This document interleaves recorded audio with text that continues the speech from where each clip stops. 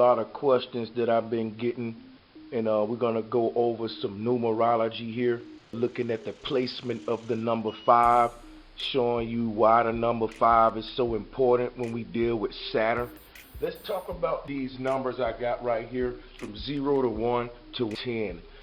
0 and 1 is blue, the number 5 is blue, 9 and 10 is blue. There's something called string theory. String theory can be seen in these numbers that sandwich our numeric system together, meaning the alpha and omega, the numbers that begin our numeric system and the numbers that split our numeric system is seen in blue. So if we're counting 0, 1 and stopping at 10, what we're doing basically, if we exclude all of the numbers in between 0 and 1 and 1 and 0, which is 10, what we would be left with is something called a binary code. And these would be the alpha and omega to the numeric system, being 0 and 1, 1 and 0. That would be the sun and moon when we look at the cosmos, or the yin and the yang, because you can see how the 0 and the 1 mirrors itself with this 1 and 0. If you exclude all of these numbers in between, that's the bread of your numeric system. Again, the binary code. And this is a game called ping.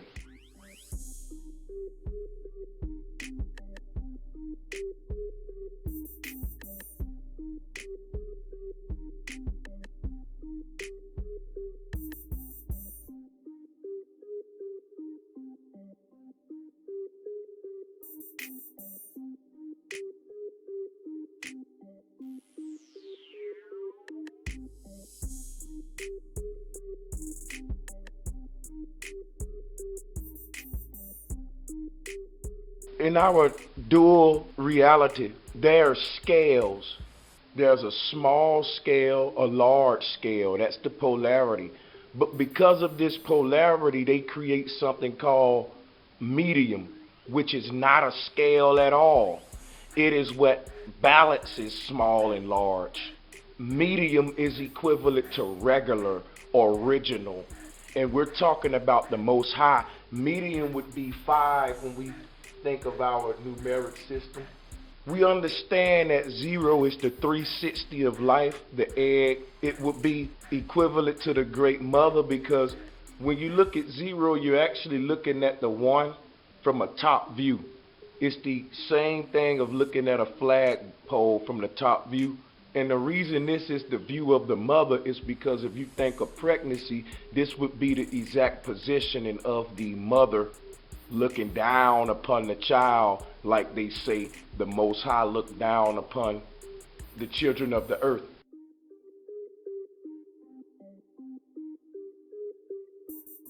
So physically in the flesh, the woman is in the seat of the Most High when you start syncing this up with all of the texts and etc. And again, I synced this earlier with the baseball field and a bullhorn. The pitcher looks down upon the batter from the same position that the mother looks down upon the baby. And the pitcher has the 0, which is the ball, and the baby or the batter, which is the strike, the light, has the bat, which is the 1.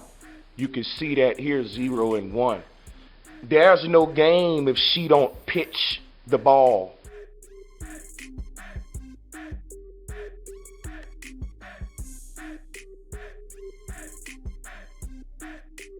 Meaning the spark is the sperm, and when that sperm activates the egg, the mother is an incubator and serves as a pitcher that shoots that baby from her womb into this world.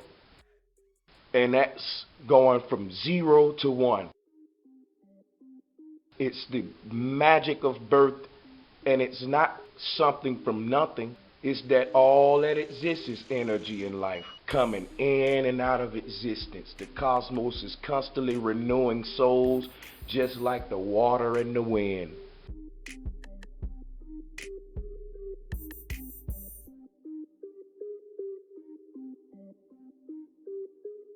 When we talk about the divine feminine, We already went over the fact that 10 is Zen. I don't want to keep beating that horse too long. Let's talk about the divine feminine, because one word we see in the word feminine is 9. Now, earlier I told you that the number of the goddess was 10, and people are like, well, how can it be 9 and 10? The reason I have 9 and 10 grouped together, because the number 9 is really the last number. 10 is just 0 and 1 all over again. That's why they both are equivalent, of course. They both make up the binary code. Now, 9 is equivalent to 10 when we deal with cosmology, matriarch, and patriarch. And again, the reason you see 9 and feminine, and the reason she represents 9 and 10 when we deal with this type of numerology is because Nut is the goddess, and her body makes a tent shape. It takes 10 units to make a tent. So the woman's pregnant womb would be equivalent to the 1 and the 0, or the arch and the bow, or the nut and the gab. But she encloses gab, so this is why she's the 360.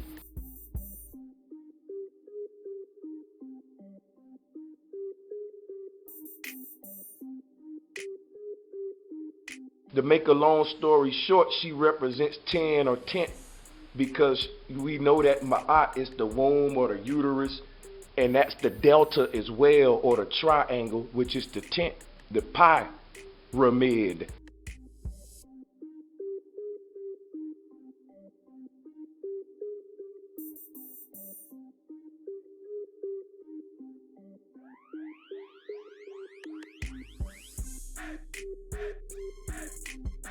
We see 9 and feminine, and we also say that she represents 10 because she's the triangle, and that's a triangle number. And the reason she relates to the 9 is because the 9 is actually the same thing as the 10. And I point this out a lot. When you look at the 9, you're really looking at the 0 sitting on top of the 1, which is the nut sitting on top of the gab.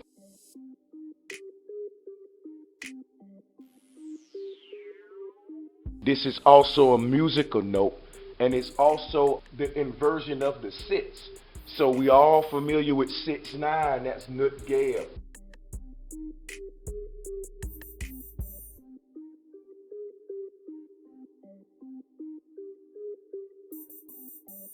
Nine times 9 is 81, and 8 plus 1 is 9. 9 plus 9 is 18, and 1 plus 8 is 9.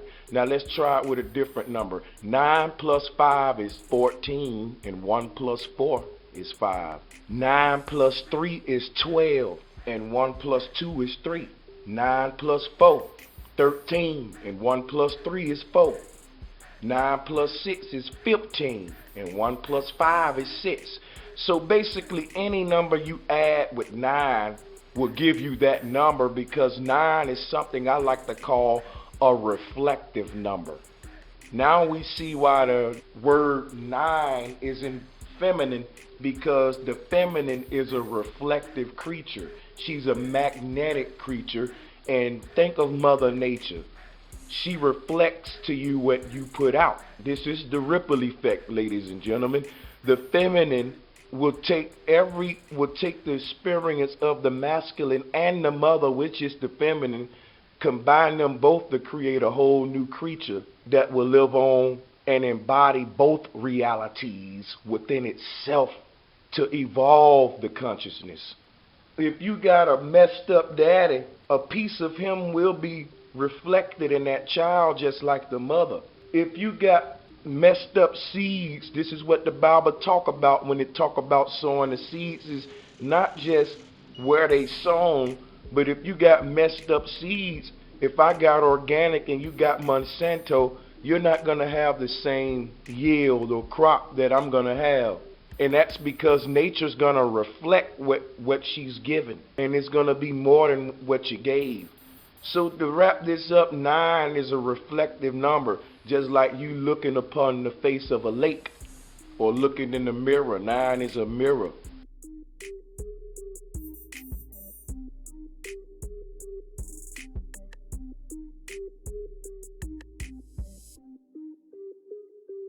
So you can pretty much multiply 9 with any number and add 9 with any number, and it's going to reflect that number. So let's move on to our next number that's in blue. And these are our Trinitarian numbers that represent the firmament, the earth plane, and the Sheol below. 0 and 1 would be the firmament.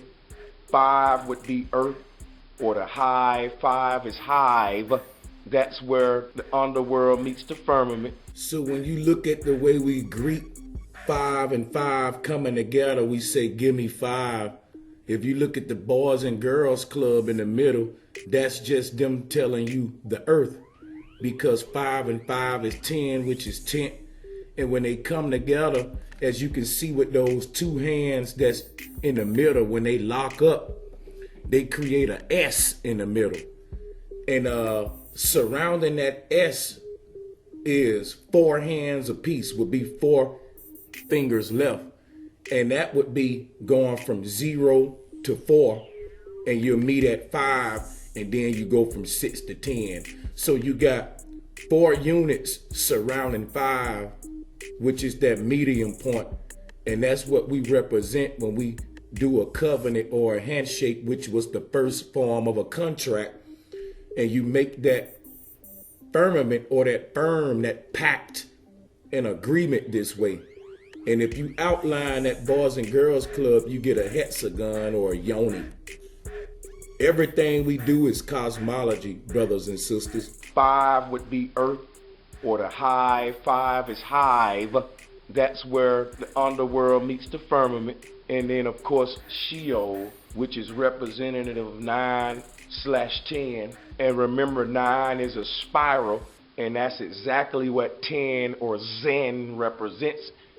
Zen is why we say things like ascension, descension. So when we reach 9/10, we descend and ascend, because we go down into the ground and we rise up to the Most High. So think of it this way: when we say God, we're saying ah. That's the sound of the choir, the sound of heaven's gates opening. Remember when you say Allah or Valhalla, which is the name of the Norse heaven we're going to be talking about later.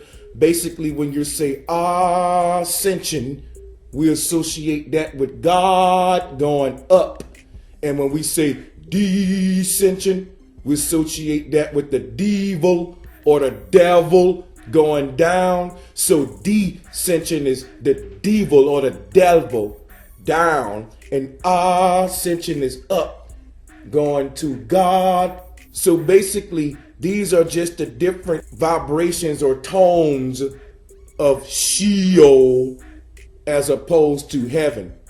So when you say Sheol, you hear your E that you hear in descension or decompose. And basically what Sheol is the cosmos reflection. It's basically Nut's shadow, and it's a transitional realm. Think of it as a dark net which became darkness. This is basically a trampoline for consciousness. So when you go down into the ground or Sheol, this dark net pongs you to the Most High. So basically we go down, then we go up, because when we go down, that's like a spring. It's like a trampoline. And we spring towards the Most High. And when I say we or us, I'm talking about your pure consciousness. That's what happens when your body goes into the ground and no longer can house your consciousness. Your consciousness interacts with that face of the great deep or Sheol. And what that does is direct you back upwards toward the Most High. This is ping pong. Once you make it back to the source will then send you on a new assignment on the earth plane. So we go down, up, and back to Midgard again. Down, up, back to Midgard again. This is how Catholics pray.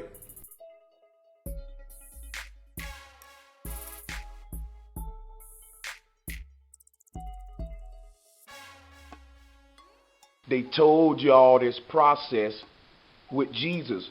They told you when he was put to death, the first thing he did was go to hell. Then they told you when he got to hell, he got the keys and went up to heaven.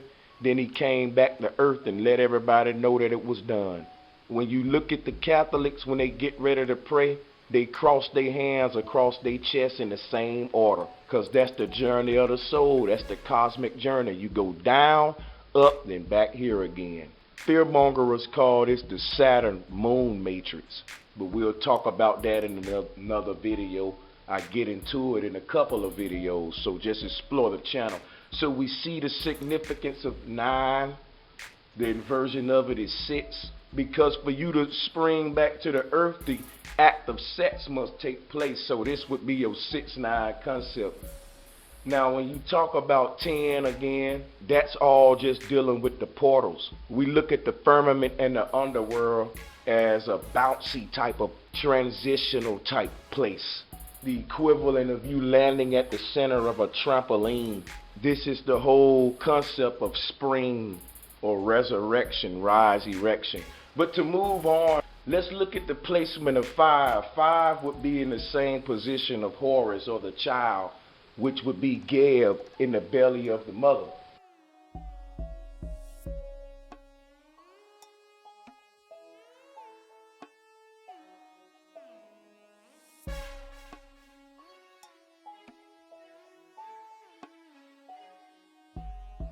Five represents the product, the summit. I tell y'all all the time that the sum of everything is at the center. The 360 is the feminine, which houses all of the numbers. That's why 0 is neutral to all numbers. It can go into all numbers can go in it. This is the divine feminine, the cycle of life. And remember that 9 can go inside of 360. It's divisive by 360.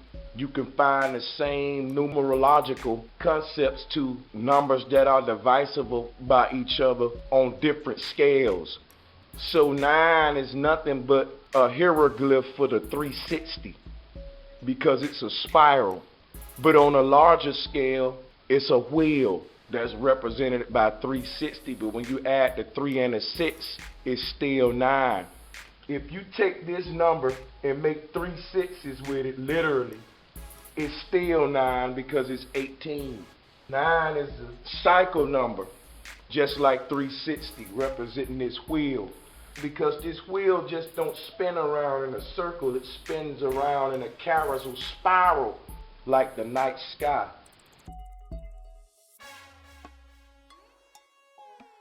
Or like your chakras with the dual serpents wrapping around the Trinitarian pole.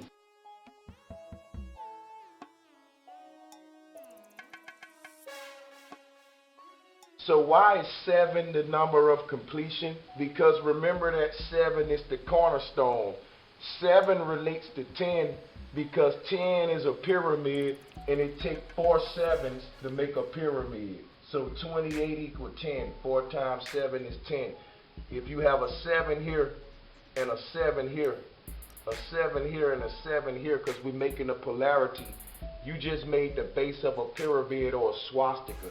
4 7s is 10. This is your crap number. 3 of them is 21, which is 3. That'll give you your trinity. 2 7s is 14. That'll give you your 5, which is your number for El or Jesus. So 7 is a number for completion because when you start duplicating 7 amongst itself, it produces these divine numbers that's relative to 360. So the numbers shouldn't be looked at as just numeric digits that's used to add and subtract, but rather symbols that represent the cosmic scale.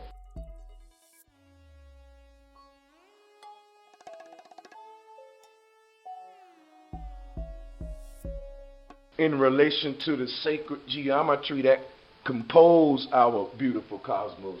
So the number is a glyph that show you a part of the cosmos, just like a 7 is a cornerstone, a bend, which is an angle. And you need these numbers to create the sacred geometrical shapes and patterns that govern our reality. The exact shape of the number is a glyph that's vital to the sacred geometry that compose our reality. But the math associated with the number also reveals the exact same thing that the sacred geometry reveals.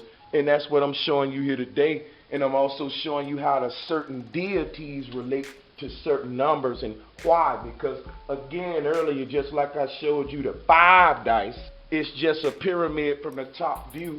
It's the same thing as this. Here's your 4 corners. And this is the duat.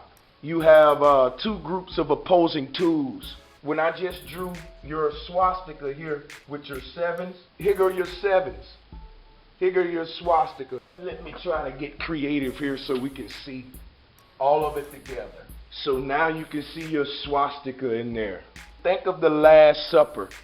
You have Jesus at the center, surrounded by his 12 disciples.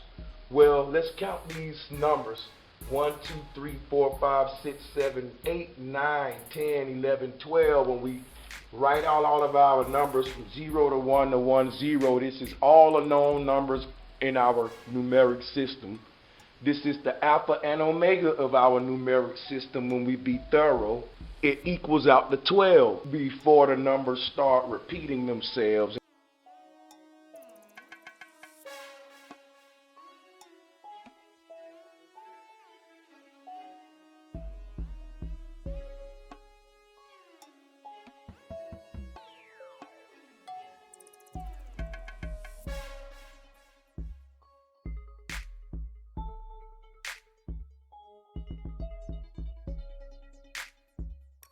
The number that splits this 12 evenly is 5. So 5 shapes like a serpent.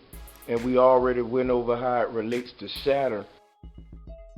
But what it really represents is new life. For example, Jesus. It represents that medium point where the womb is, where all life comes from. For example, the pineal gland. It represents the result of the polarity. So on a woman, this would be the womb.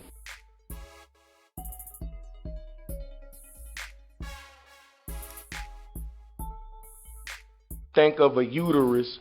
You walk up the vagina canal and there's a crossroads. The 5 would be that walkway, that hallway. And when you say the word hall, you're really saying the word hell or ale, because this is all transitional with the cosmic journey and the afterlife.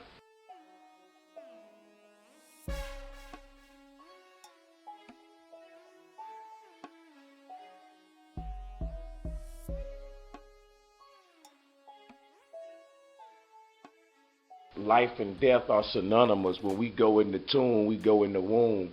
So 5 represents the point where everything balances out and allows for recreation.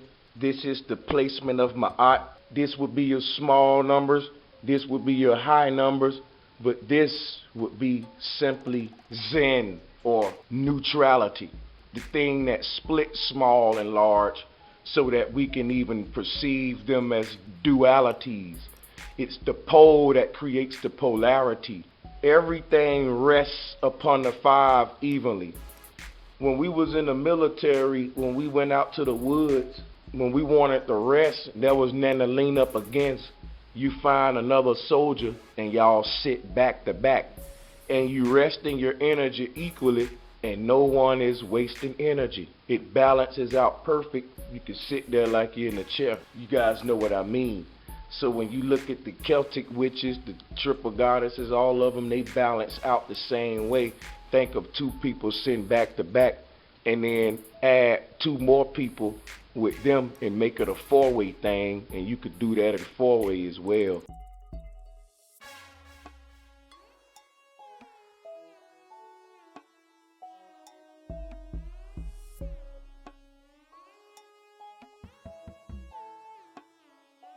They show you this with Ubuntu.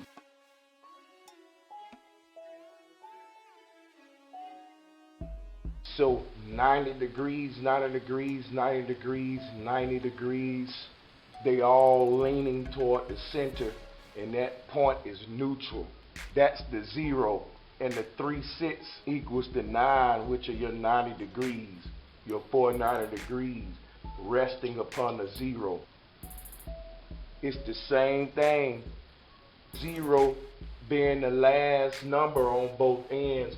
Everything is founded upon the corners, and those corners form a peak when they meet, and that's your 5 or your serpent wrapped around a tree of life. A lot of people was asking me, they was like, bro, why do you say 5 mean IV and VI? I'm not dealing with the exact Roman numeral for 5 when I say that 5 means VI. When you deal with Roman numerals, what you're dealing with is series of numbers that are represented in combinations of either X, I, and V.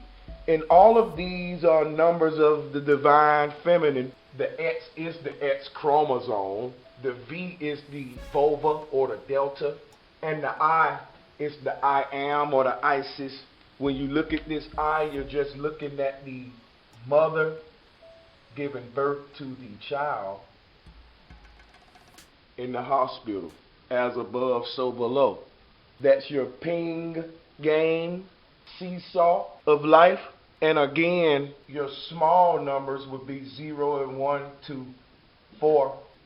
You would see that 5 would be represented the point where the tension relaxes. Exactly, that would be the womb. So again, the ancients, when they looked at reality, they saw the sun, they saw the moon, which is the mother, and the womb. So the sun is the S-O-N and the S-U-N, and the mother is the moon or the M-O, mo, mother, moon, because the moon gives birth to phases or faces. And each of them are different expressions of her. And it's all possible through the portal, which is the womb or the point of neutrality. We don't want to spend too much time on that because I just put that up to show you about Roman numerals. And with those combination X, I, and V, you express the same numbers I express from 0, 1 to 10. But basically, to answer the question, when I talk about 5 for VI, 5 is sin or center. So what I'm trying to tell you is that 5 is an expression of 10 or the binary code. When you say 0, 1, 1, 0, 5 would be the equivalent of that 11 in the middle.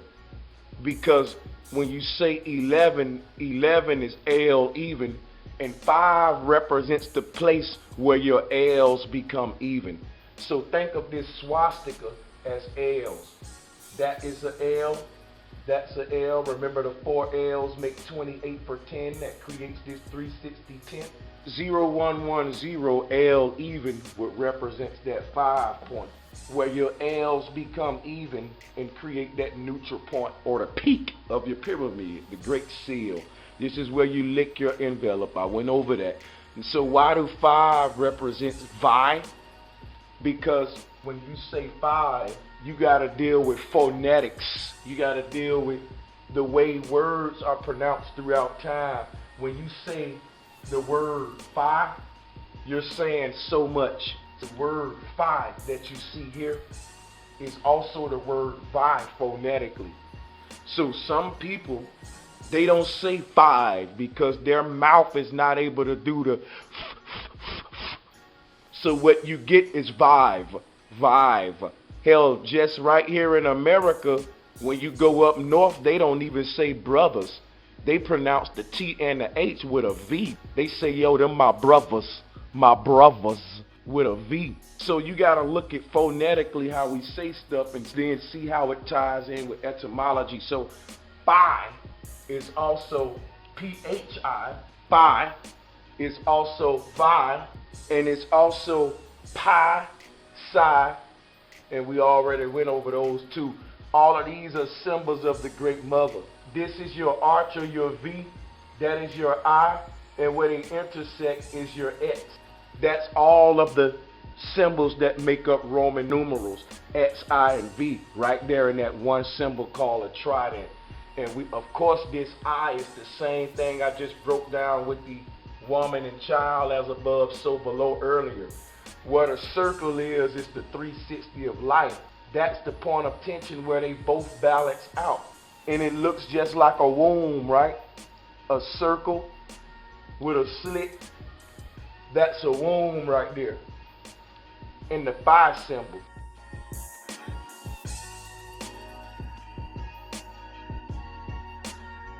Mother, child, and the womb. The Madonna and child is a form of a trinity. You got the mother, the child, and what's connecting them both is the nipple, which is the next umbilical cord that you get hooked to. You go from the umbilical cord of your mother to her breast to the pole of the earth and eat from her soil. When I tell you 5 is vi, we use it in words like revive.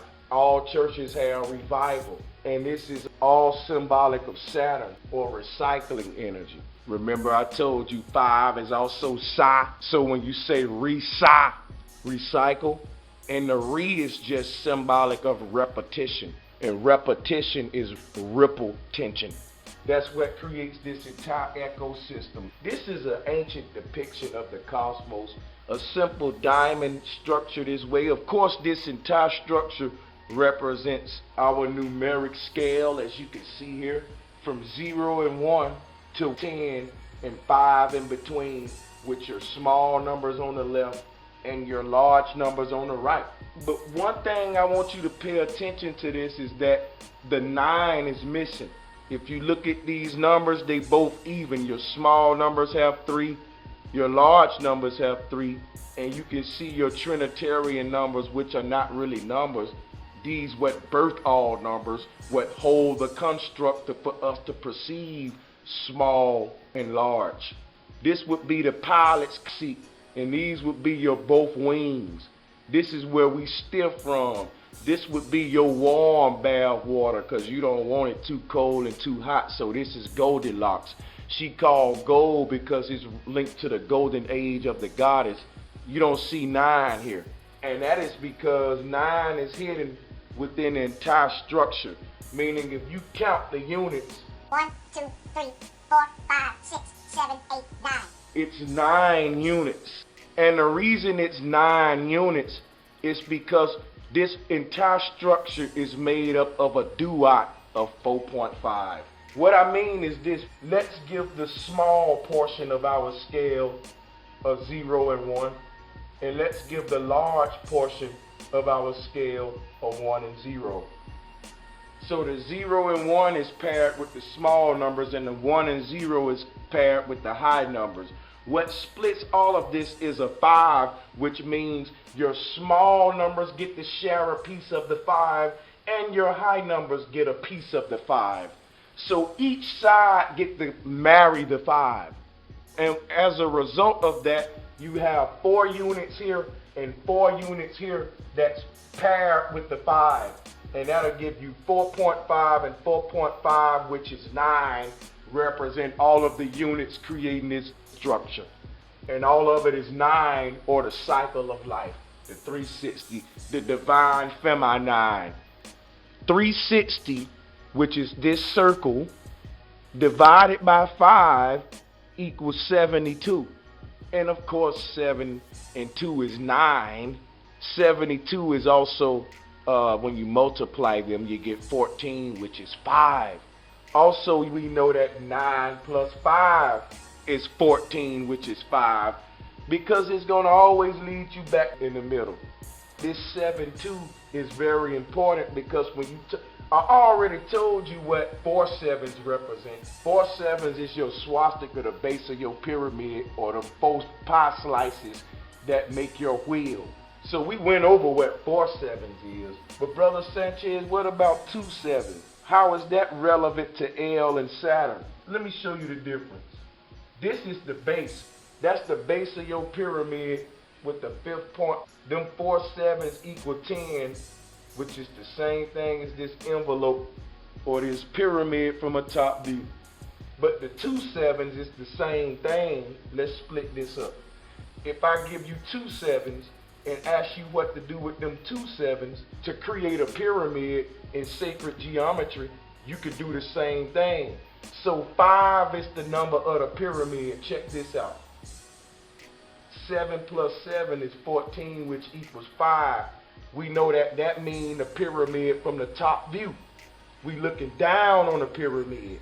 So 2 7s in sacred geometry will create a pyramid from a front view like this. Here go your 2 7s that created 5.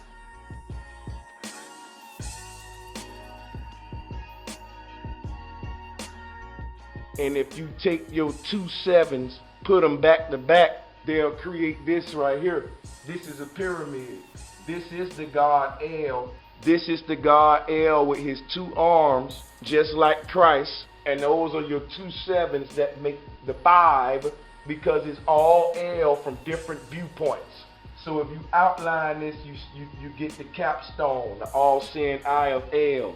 Even if you stand them up, it's still El or Venus, because it's the delta.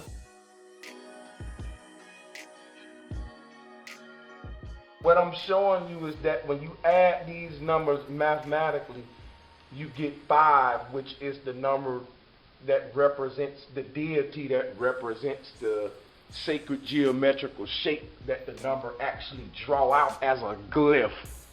Rewind everything I said and you will see. If you still don't get it, let me show you this then. 9 plus 9 equals 18. And 8 is a symbol of infinity, or an hourglass. 1 hourglass. So 9 plus 9 equals 18, or 1/8. So 9 plus 9 equals 1 hourglass when we add them mathematically. But check this out. 9 plus 9 also equal 1 hourglass when you add them geometrically. Because here go a 9 and here go a 9. When you bring them together, you get that 1/8 that you got when you added them mathematically. So 9 plus 9 equals 1/8, but 9 plus 9 geometrically literally equals 1/8 when you put them together in polarities and balance them out in sacred geometry and ease the tension. You turn them back to back like we used to sit in the military to rest. And this is how you rest or reset. Remember, Set is that dark deity. And this is also how you add in sacred geometry. This is really deep stuff. And I'll be doing more demonstrations like that to show y'all how you add in sacred geometry and how you sync it. This is what I like to call